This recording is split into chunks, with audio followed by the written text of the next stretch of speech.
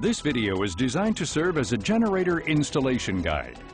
The video does not replace, supersede, or modify the information contained in the owner's manual, technical manuals, or other documents shipped with the product.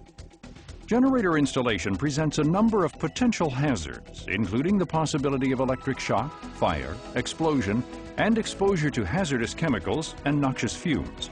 We recommend that any installation be done by an authorized dealer or a licensed electrician familiar with all aspects of generator installation.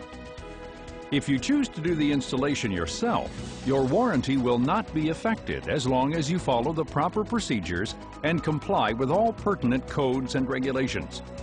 Carefully read and follow all of the procedures and safety precautions detailed in the installation guide, technical manuals, and any other written documents that came with your equipment.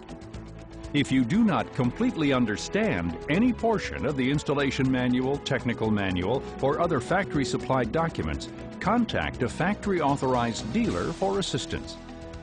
It's also essential that you read, fully understand, and comply with all relevant NEC, NFPA, and OSHA standards, as well as all federal, state, and local building and electric codes.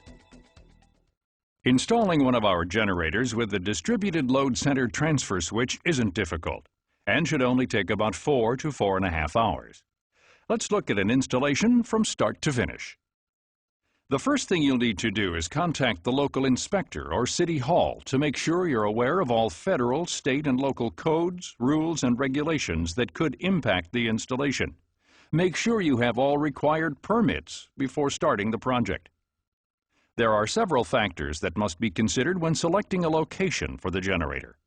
Placing the generator as close as possible to the transfer switch and fuel supply will make installation easier and less costly. As with any generator, this unit must be installed in accordance with current NFPA 37 and NFPA 70 standards, as well as any other federal, state, and local codes for minimum distances from other structures. In addition, it's important to keep the area around the generator clear of combustible materials at all times. Make sure there will be adequate space for service and maintenance access. The location you choose should be on high ground so rising water won't reach the level of the generator. It's essential to have adequate and unobstructed airflow for proper generator operation and to avoid a buildup of carbon monoxide and potentially explosive gases around the generator. Make sure the location you choose doesn't have any buildings, trees, shrubs, or other obstructions that could restrict airflow. Be careful to place the unit so that inlet and outlet air vents won't become clogged by leaves, grass, snow, or other material that could restrict ventilation. Never place the generator inside the building or under any overhanging structure. And make sure exhaust fumes won't enter the building through eaves, windows, ventilation fans, or other air intake areas. After choosing the location, you'll need to prep the site. In most cases, you'll be using the composite mounting pad that came with your generator, but there are a few areas that require a poured concrete pad, so always check local codes. Following the instructions in the installation guide, dig a hole about 5 inches deep and a few inches longer and wider than the generator and cover the base with polyurethane film. Fill the area with pea gravel or crushed stone and make sure it's level before placing the generator. If you're using a hoist or other piece of equipment to lift the generator into place, use nylon lifting straps and connect them to the lifting eyes on each corner of the base frame.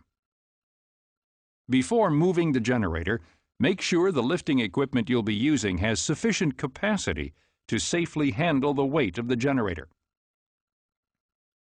Carefully inspect the generator for any shipping damage. And remove the bolts holding the composite pad to the pallet.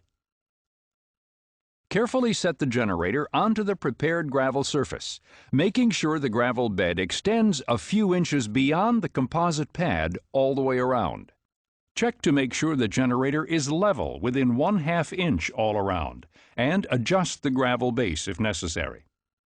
If you're using a concrete mounting pad, secure the base frame of the generator to the pad with appropriately sized masonry bolts or other fasteners specified by local code. connect an approved ground strap to the grounding lug on the base frame and to an approved earth ground or grounding rod as specified by local regulations. This is a good time to check the engine oil. If necessary, add enough of the recommended oil to bring the level up to the full mark on the dipstick. Be careful not to overfill the crankcase.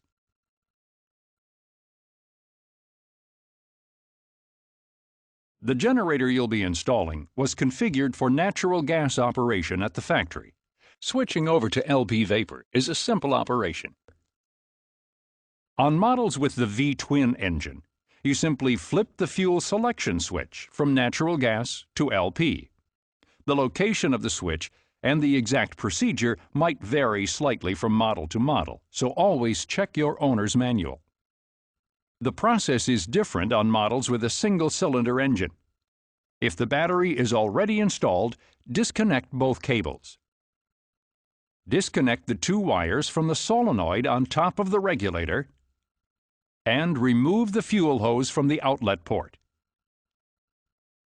Now remove the brass fitting for the fuel hose in port 2 and the steel plug in port 1. Then, install the brass fitting in port 1 and the steel plug in port 2. Use a quality pipe sealant on the threaded fittings to reduce the possibility of gas leaks. Replace the fuel hose and clamp and reconnect the wires to the solenoid. Finally, insert the plastic plug that came with the generator into the 3/4 inch hole on the bottom of the air cleaner base.